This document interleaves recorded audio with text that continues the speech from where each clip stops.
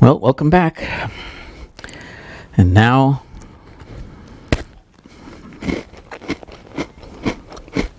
we get to find out just what the secret council is all about.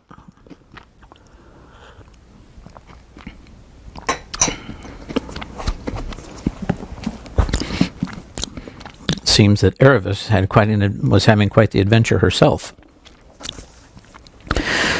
Chapter 8. In the House of the Tisroc. "O my father, and O the delight of my eyes," began the young man, muttering the words very quickly and sulkily, and not at all as if the Tisroc were the delight of his eyes. "May you live forever, but you have utterly destroyed me. If you had given me the swiftest of the galleys at sunrise, when I first saw that the ship of the accursed barbarians was gone from her place, I would have perhaps overtaken them. But you persuaded me to send first and see if they were not merely moving around the point to better anchorage. And now the whole day has been wasted, and they are gone out of my reach. The false jade, and here he added a great many descriptions of Queen Susan, which would not at all look nice in print. For, of course, this young man was Prince Rabadash, and, of course, the false jade was Susan of Narnia. "Compose yourself, my son," said the Tisroc, "for the departure of guests makes a wound that is easily healed in the heart of a judicious host." "But I want her," cried the prince. "I must have her. I shall die if I do not get her. False, proud, black-hearted daughter of a dog that she is. I cannot sleep, and my food has no savor, and my eyes are darkened because of her beauty. I must have the barbarian queen." "How well it was said by a gifted poet," observed the Vizier, raising his face, in a somewhat dusty condition, from the carpet, "that deep draughts from the fountain of reason are desirable in order to extinguish the fire of youthful love." This seemed to exasperate the prince. "Dog!" he shouted, directing a series of well-aimed kicks at the hindquarters of the Vizier. "Do not dare to quote the poets to me. I have had maxims and verses flung at me all day, and I can endure them no more." And I'm afraid Erebus did not feel at all sorry for the Vizier. The Tisroc was apparently sunk in thought, but when, after a long pause, he noticed what was happening, he said tranquilly, "My son, by all means desist from kicking the venerable and enlightened Vizier. Excuse me. For a costly jewel retains its value even if hidden in a dunghill. So old age and discretion are to be respected, even in the vile persons of our subjects. Desist, therefore, and tell us what you desire and propose." "I desire and propose, O my father," said Rabadash, "that you immediately call out your invincible armies and invade the thrice accursed land of Narnia and waste it with fire and sword and add it to your inimitable empire, killing their high king and all his blood except the Queen Susan, for I must have her as my wife, though she shall learn a sharp lesson first." "Understand, O my son," said the Tisroc, "that no words you can speak will move me to open war against Narnia." "If you were not my father, O ever-living Tisroc," said the prince, grinding his teeth, "I should say that was the word of a coward." "And if you were not my son, most inflammable Rabadash," replied his father, "your life would be short, and your death slow when you had said it." The cool, placid voice in which he spoke these words made Erebus's blood run cold. "But why, O my father," said the prince, this time in a much more respectful voice, "why should we think twice about punishing Narnia any more than about hanging an idle slave or sending an old worn-out horse to be made into dog's meat? It's not the fourth size of one of your least provinces. 1,000 spears could conquer it in 5 weeks. It is an unseemly blot on the skirts of your empire." "Most undoubtedly," said the Tisroc, "these little barbarian countries, they call themselves free, which is as much as say idle, disordered, and unprofitable, are hateful to the gods and to all persons of discernment. Then why have we suffered such a land as Narnia to remain thus long unsubdued?" "Know, O enlightened prince," said the Grand Vizier, that until the year in which your exalted father began his salutary and unending reign, the land of Narnia was covered with ice and snow, and was moreover ruled by a very powerful enchantress. This I know very well, O loquacious Vizier, answered the prince, but I know also that the enchantress is dead, and the ice and snow have vanished, so that Narnia is now wholesome, fruitful, and delicious. And this change, O most learned prince, has doubtlessly been brought to pass by the powerful incantations of those wicked persons who now call themselves kings and queens of Narnia. I'm rather of the opinion, said Rabadash, that it has come about by the alteration of the stars and the operation of natural causes. All this, said the Tisroc, is a question for the disputations of learned men. I will never believe that so great an alteration and the killing of the old enchantress were effected without the aid of strong magic. And such things are to be expected in that land, which is chiefly inhabited by demons in the shape of beasts that talk like men, and monsters that are half man and half beast. It is commonly reported that the High King of Narnia, whom may the gods utterly reject, is supported by a demon of hideous aspect and irresistible malevolence, and who appears in the shape of a lion. Therefore, the attack of Narnia is a dark and doubtful enterprise, and I am determined not to put my hand out farther than I can draw it back. How blessed is Calorman, said the Vizier, popping his face up again, on whose ruler the gods have pleased to bestow prudence and circumspection. Yet, as the irrefutable and sapient Tisroc has said, it is very grievous to be constrained to keep your hands off such a dainty dish as Narnia. Gifted as was the poet who said, but at this point Ahashta noticed an impatient movement in the prince's toe, and he suddenly went silent.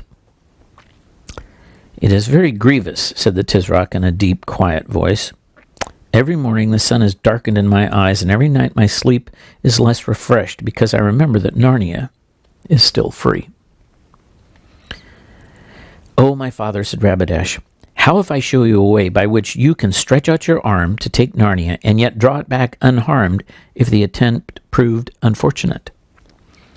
If you can show me that, O Rabadash, said the Tisroc, you will be the best of sons. Here then, O father, this very night, and in this hour, I will take but 200 horse, and ride across the desert. And it shall seem to all men that you know nothing of my going. On the second morning I shall be at the gates of King Loon's castle in Anvard in Arkenland. They are at peace with us, and unprepared, and I shall take Anvard before they have bestirred themselves. Then I will ride through the pass above Anvard, and down through Narnia to Cair Paravel. The High King will not be there. When I left them, he was already preparing a raid against the giants on his northern border. I shall find Cair Paravel, most likely with open gates, and ride in. I shall exercise prudence and courtesy, and spill as little Narnian blood as I can. And what then remains but to sit there till the Splendor Hyaline comes in, with Queen Susan on board, catch my strayed bird as she sets foot ashore, swing her into the saddle, and then ride back to Anvard. But is it not probable, O my son, said the Tisroc, that at the taking of the women, either King Edmund or you will lose his life? They will be a small company, said Rabadash, and I will order 10 of my men to disarm him and bind him, restraining my vehement desire for his blood, so that there shall be no deadly cause of war between you and the High King. And how if the Splendor Hyaline is at Cair Paravel before you? I do not look for that with these winds, O my father. And lastly, O my resourceful son, said the Tisroc, you have made it clear how all this might give you the barbarian queen, but not how it helps me in overthrowing Narnia. O my father, can it have escaped you that though I and my horsemen will come and go through Narnia like an arrow with a bow, yet we shall have Anvard forever? And when you hold Anvard, you sit at the very gate of Narnia, and your garrison at Anvard can be increased by little and little, till it is a great host. It is spoken with understanding and foresight, but how do I draw back my arm if it miscarries? You shall say that I did it without your knowledge and against your will, and without your blessing, being constrained by the violence of my love and impetuosity of youth. And how if the High King then demands that we send back the barbarian woman his sister? O my father, be assured he will not. For though the fancy of a woman has rejected this marriage, the High King Peter is a man of prudence and understanding, who will in no way wish to lose his high honor and advantage of being allied to our house, seeing his nephew and grandnephew on the thrones of Calormen. He will not see that if I live forever, as you no doubt wish, said the Tisroc in an even drier voice than usual. And also, O my father, and O the delight of my eyes, said the prince, after a moment of awkward silence, we shall write letters as if the queen to say, as if from the queen to say that she loves me and has no desire to return to Narnia. For it is well known that women are changeable as weathercocks. And even if they do not wholly believe the letters, they will not dare to come to Tashbaan in arms to fetch her. O enlightened Vizier, said the Tisroc, bestow your wisdom upon us concerning this strange proposal. O eternal Tisroc, answered Ahashta, the strength of paternal affection is not unknown to me, and I have often heard that sons are in the eyes of their fathers more precious than carbuncles. How then shall I dare freely to unfold to you my mind in a matter which may imperil the life of his exalted prince? Undoubtedly you will dare, said the Tisroc, because you will find the dangers of not doing so are at least equally great. To hear is to obey, moaned the wretched man. Know then, O most reasonable Tisroc, in the first place, that the danger of the prince is not altogether so great as it might appear.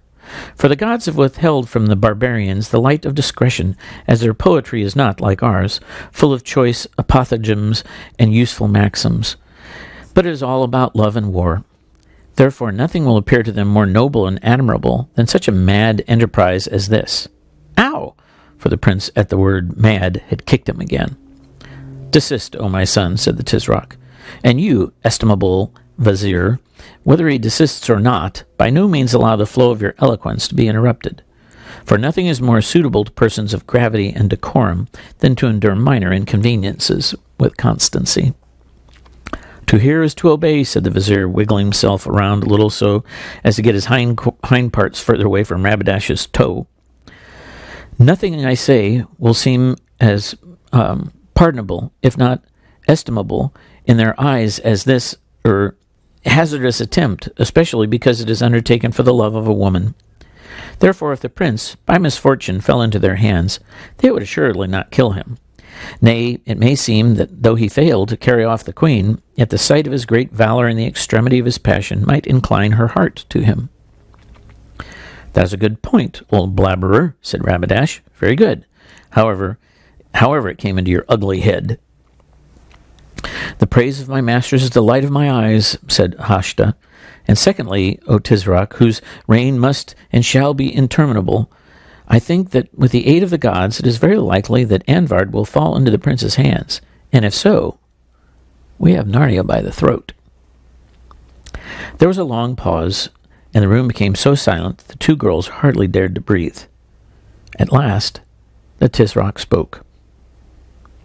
Go, my son, he said, and do as you have said, but expect no help nor countenance from me. I will not avenge you if you are killed, and I will not deliver you if the barbarians cast you into prison. And if, even in success or failure, you shed a drop more than you need of Narnian noble blood, and open war arises from it, my favor shall never fall upon you again, and your next brother shall have your place in Calormen. Now, go. Be swift, secret, and fortunate. May the strength of Tash, the inexorable, the irresistible, be your sword and your lance. To hear is to obey, cried Rabadash, and after kneeling for a moment to kiss his father's hand, he rushed from the room. Greatly to the disappointment of Erebus, who was now horribly cramped, the Tisroc and the Vizier remained. O Vizier, said the Tisroc, it is certain that no living soul knows of this council we three have held here tonight? O my master, said Ahashta, it is not possible that any should know. For that very reason I proposed, and you in your wisdom agreed, that we should meet here in the old palace, where no council was ever held, and none of the household has any occasion to come. It is well, said the Tisroc. If any man knew, I would see to it that he died before an hour had passed. And you also, O prudent Vizier, forget it. I sponge away from my own heart, and yours all knowledge of the prince's plans. He is gone without my knowledge or my consent, I know not whither, because of his violence and the rash and disobedient disposition of youth. No man will be more astonished than you and I to hear that our Anvard is in our hands." "To hear is to obey," said Ahashta. "That is why you will never think, even in your secret heart, that I am the hardest-hearted of fathers, who thus sends my firstborn son on an errand so likely to be his death. Pleasing as it must be to you, who do not love the prince, for I see into the bottom of your mind." "O impeccable Tisroc," said the vizier, "in comparison with you I love neither the prince nor my own life, nor bread, nor water, nor light from the sun." "Your sentiments," said the Tisroc, "are elevated and correct. I also love none of these things in comparison with the glory and strength of my throne. If the prince succeeds, we have Archenland, and perhaps hereafter Narnia. If he fails, I have 18 other sons, and Rabadash, after the manner of the eldest sons of kings, was beginning to be dangerous. More than 5 Tisrocs in Tashban have died before their time because their eldest sons, enlightened princes, grew tired of waiting for their throne. He had better cool his blood abroad and boil it in action here. And now, O excellent vizier, the excess of my paternal anxiety inclines me to sleep.